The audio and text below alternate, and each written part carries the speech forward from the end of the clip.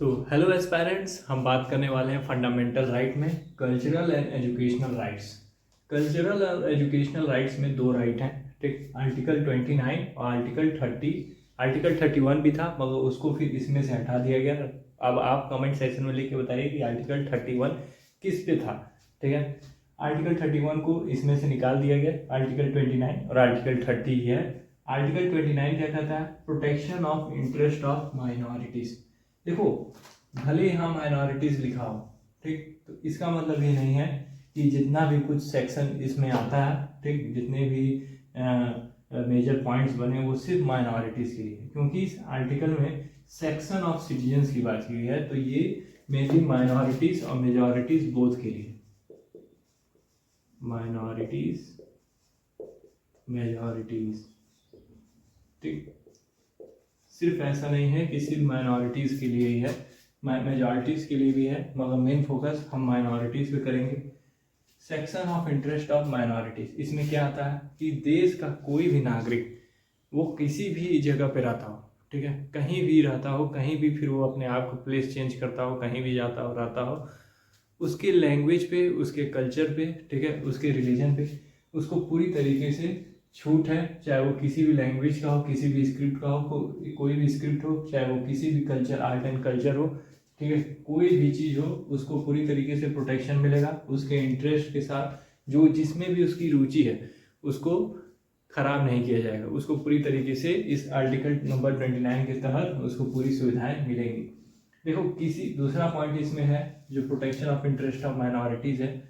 Minorities ये है कि अगर किसी भी इंस्टीट्यूशन में किसी भी बच्चे को दाखिला लेना है, किसी भी ऑर्गेनाइजेशन में उसको दाखिला लेना है, तो उसके रिलीजन को देखकर, रेस को देखकर, कास्ट को देख के, उसके लैंग्वेज को देख के उसको डिसक्वालीफाई नहीं करेंगे, ठीक है। उसको आप उसमें दाखिला देंगे, उसको पूरी तरीके से ये सुविधा मिली हुई है, ठीक।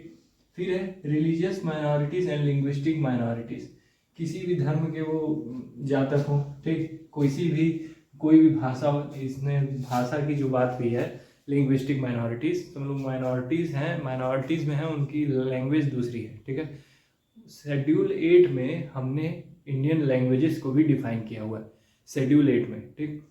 तो ये क्वेश्चंस बनते हैं एग्जाम में, बनते हैं कि लैंग्वेज को इंडिया कॉन्स्टिट्यूशन में शेड्यूल किस शेड्यूल में रखा गया है, तो शेड्यूल नंबर 8। तो उसी तरह जो अगर लिंग्विस्टिक माइनॉरिटीज़ हैं और रिलीजियस माइनॉरिटीज़ हैं, इनको भी पूरी तरीके से इसमें राइट है, एजुकेशनल राइट है, उनको किसी तरीके से डिसक्वालीफाई या डिनाई नहीं किया जाएगा। सेक्शन ऑफ सिटीजन्स का मतलब ये है कि इस आर्टिकल नंबर 29 में माइनॉरिटीज़ के साथ साथ मेजॉरिटीज़ को भी यही सारी चीज़ें मिली हुई हैं, मगर मेजर माइनॉरिटीज़ के लिए ही है। सिर्फ ये माइनॉरिटीज़ लिख देने से मतलब ये नहीं है कि सिर्फ ये माइनॉरिटीज़ के लिए ही है, इस बात को ध्यान रखें। Section of citizens of India मतलब उसमें माइनॉरिटीज़ भी आते हैं, मेजॉरिटीज़ भी आते हैं, मगर protection of interest of minorities की बात होगी तो चाहे वो लैंग्वेज हो, स्क्रिप्ट हो, कल्चर हो, चाहे वो किसी रिलीजन के हों, रेस के हों, कास्ट के हों, लैंग्वेज के हों, उनको आप किसी तरीके से डिस्क्वालीफाई नहीं कर सकते। अगर वो किसी भी एग्ज़ाम में, किसी भी चीज़ में वो सफल हो रहे हैं, उनका हक है, उनको आप डिनाई नहीं करेंगे, उनको सुविधाएं देंगे। अब हम बात करेंगे आर्टिकल नंबर 30 करेंगे कल्चरल एंड एजुकेशनल राइट्स में आर्टिकल नंबर 30 की। आर्टिकल नंबर 30 कहता है right of minorities to establish and administer educational institution, कि माइनॉरिटीज़ जो है वो उनको पूरी तरीके से राइट्स है कि वो एजुकेशनल इंस्टीट्यूशंस भी चला सकते हैं, ठीक है। इसमें सिर्फ और सिर्फ माइनॉरिटीज़ के लिए आर्टिकल नंबर 30 में बात किया है। मेजॉरिटीज जो सेक्शन ऑफ सिटीजन्स है वो इस आर्टिकल नंबर 30 में फॉलो नहीं होगा, जिस तरह आर्टिकल नंबर 29 में हमने बताया कि section of citizens in sense मतलब minorities plus majority article number 29 में तो है, मगर आर्टिकल 30 स्पेशली माइनॉरिटीज़ के लिए बनाई गई कि माइनॉरिटीज़ में जितने लोग हैं वो एजुकेशनल इंस्टीट्यूशन एडमिनिस्टर मतलब चला सकते हैं, उनके ऊपर किसी भी तरह का डिनाई नहीं होगा, उनको किसी तरह का रोकथाम नहीं है, ठीक है, कोई उनको रोकेगा नहीं, अगर रोकेगा तो टांग के जेल में डाल दिए जाओगे। आर्टिकल 30A, अच्छा इसमें कुछ पार्ट है उसको हम डिस्कस करेंगे। 30A क्या कहता है? All minority shall have right to administer educational institution, ठीक है।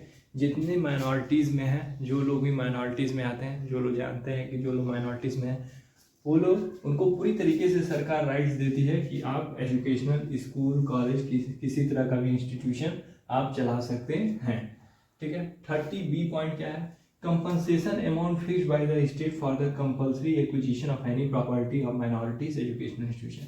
समझो जो माइनॉरिटीज में है, माइनॉरिटी है, कोई कैंडिडेट है और वो एजुकेशनल इंस्टीट्यूशन चलाता है, मगर वहाँ पर सरकार को कोई ज़रूरत पड़ गया कंपनसेशन अमाउंट, तब वहाँ पे उसको देना पड़ेगा। मतलब सरकार को उस ज़मीन की ज़रूरत पड़ गई, उस एरिया की ज़रूरत पड़ गई, तो आप जब भी माइनॉरिटी से वो चीज़ आप सरकार अपने अंडर में लेगी तो माइनॉरिटीज़ को वो कंपनसेशन अमाउंट प्रोवाइड करेगी। ये चीज़ यहाँ पे लिखी हुई है, the compensation amount fixed by the state for the compulsory acquisition of any property of minorities educational institution.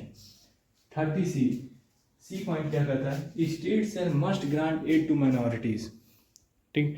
अगर माइनॉरिटीज अगर कोई ग्रांट स्टेट से चाहते हैं एजुकेशनल इंस्टीट्यूशंस चलाने के लिए, ठीक है, तो स्टेट इस काम में पूरी मदद करेगी, ग्रांट एड, ठीक है, उनको पूरी मदद करेगी कि उनका जो भी ख्वाहिश है, जो अगर वो स्कूल संस्था कोई भी चलाना चाहते हैं तो इसमें स्टेट उनकी खुल के मदद करेगी, उनको पूरा अलाउ करेगी, उनको पूरी तरह बजट देगी कि वो अपना काम आगे बढ़ चढ़ के अपना स्कूल खोलें, कॉलेज खोलें और समाज में एक अच्छा काम करें, ठीक है। और मेजर पॉइंट्स हैं जो आर्टिकल नंबर 30 में अभी हम डिस्कस करेंगे।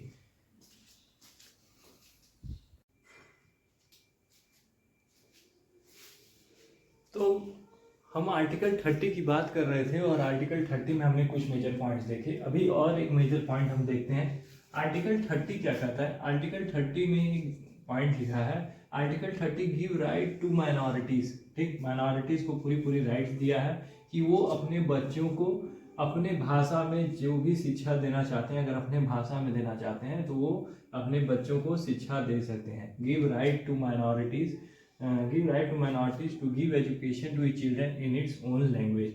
ये आर्टिकल 30 में माइनॉरिटीज के लिए स्पेशली है, ठीक है। अच्छा, माइनॉरिटीज के किस 3 टाइप्स के इंस्टीट्यूशन होते हैं। माइनॉरिटीज के पास 3 टाइप के इंस्टीट्यूशन होते हैं, जिसमें या तो स्टेट उनके एजुकेशन सिस्टम को, इंस्टीट्यूशन को मान्यता दे, प्लस अपने तरफ से स्टेपेंड दे, कुछ बजट दे। दूसरा कि सिर्फ और सिर्फ स्टेट मान्यता दे, ठीक है। और तीसरा उनमें से कुछ भी ना दे, ठीक, वो मतलब ना तो वो मान्यता दी है, ना तो वो कुछ तरह का उनको बजट पेड कर रही है। ये सब और सब क्या है, वो खुद इंडिविजुअल अपने तरीके से चला रहा है। स्टेट पॉइंट 3 पूरी तरह डिफरेंट है, मगर जो पॉइंट 2 कह रहा है इसमें क्या है कि अगर state give recognition and grant in aid, तो कुछ सेक्शंस हैं, सब्जेक्ट्स हैं जो स्टेट डिसाइड करेगा, ठीक। और अगर सिर्फ स्टेट मान्यता दे रही है, बजट नहीं दे रहा है, ठीक, तो उसमें कुछ सेक्शन है जो स्टेट डिसाइड नहीं करेगी, मगर कुछ पर्सनल लॉ है, लेबर लॉ है, ठीक, टैक्स लॉ है, तो जितना कुछ है वो स्टेट अपने अंडर में रखेगी, ठीक। तो स्टेट माइनॉरिटीज एजुकेशनल इंस्टीट्यूशन सारा 3 टाइप, माइनॉरिटीज के 3 तरह के इंस्टीट्यूशन होते हैं, जिसमें स्टेट या तो मान्यता दे, पैसा भी दे, मान्यता सिर्फ दे, पैसा ना दे, ना तो मान्यता दे ना तो पैसा दे, वो प्राइवेटली अपना चला रहे हैं, ठीक है। तो ये रहा आर्टिकल 30 से मेजर पॉइंट्स। अब हम बात करेंगे नेक्स्ट फंडामेंटल राइट्स की। आर्टिकल 31 को हटा दिया गया है, ठीक है, फंडामेंटल राइट से उसको निकाल दिया गया है आर्टिकल 31 को। आर्टिकल 31 है क्या, कमेंट सेक्शन जरूर बताएं। हेलो एस्पायरेंट्स, तो हम बात करेंगे आर्टिकल नंबर 32 जो मोस्ट इंपॉर्टेंट, ठीक है। मोस्ट इंपॉर्टेंट इसलिए है क्योंकि अगर आपसे एमसीक्यू क्वेश्चन पूछ दे, एमसीक्यू क्वेश्चन, ये क्वेश्चन पूछेगा आप लेके घुस जाओगे। एमसीक्यू क्वेश्चन पूछ दे कि who said article 32 as the heart and soul of Indian constitution, कौन है बताओ। यूट्यूब पे सर्च मारो, ठीक है, mister doctor B R Ambedkar. Doctor B R Ambedkar ही हैं जिन्होंने आर्टिकल नंबर कूल डाउन 32 को heart and soul of Indian constitution कहा था। आर्टिकल 32 को heart and soul of Indian constitution कहने वाले का नाम क्या था, डॉक्टर बी आर अम्बेडकर। इसमें आर्टिकल नंबर 32 कहता क्या है, remedies for the enforcement of rights conferred by this part. देखो जो भी तुमको फंडामेंटल राइट अभी तक मिला है, ठीक, ये फंडामेंटल राइट्स को इन्फोर्स कौन कराएगा, ठीक है। इसको मतलब आपके समझ लो आपको कोई प्रॉब्लम हुई, आपके किसी राइट्स पे किसी ने आपको मतलब अटैक किया, आपका मतलब जो राइट है आपका हनन किया, ठीक है, आपकी प्राइवेसी को डिस्ट्रॉय किया, तो आप कहाँ जाओगे? आप डायरेक्ट सुप्रीम कोर्ट के पास जाओगे, ठीक है, कि हमारी फंडामेंटल राइट ब्रीच हुई है और इसके लिए आप हमारी सुनवाई कीजिए। तो supreme court direct fundamental right से रिलेटेड जितनी भी केसेस हैं वो डायरेक्ट सुनता है। हालांकि एक आर्टिकल है 226, ये 226 कौन सा आर्टिकल थोड़ा बताना। आर्टिकल 226 के तहत आप एक और कोर्ट में जा सकते हो। कौन से कोर्ट में जा सकते हो कमेंट सेक्शन में जरूर बताओ, ठीक है। आप अगर वहाँ पे आपको नहीं मिलता है तो आप सुप्रीम कोर्ट भी आ सकते हो या आप डायरेक्ट सुप्रीम कोर्ट जा सकते हो, ठीक। तो आर्टिकल 32 में आपके जितने भी फंडामेंटल राइट्स है सुप्रीम कोर्ट उसका पूरा पूरा दावेदार होता है, वो आपके फंडामेंटल राइट्स को इन्फोर्स कराता है। किसी भी इंडिविजुअल का अगर फंडामेंटल राइट ब्रीच होता है तो सुप्रीम कोर्ट डायरेक्ट जा सकता है। इसके अंदर और भी तमाम पार्ट्स हैं, रिट्स हैं, रिट्स के अंदर में 5 पार्ट्स बनते हैं, उसको हम नेक्स्ट वीडियो में डिस्कस करेंगे। अभी हम आर्टिकल को समझ रहे हैं। आर्टिकल नंबर 33 क्या है?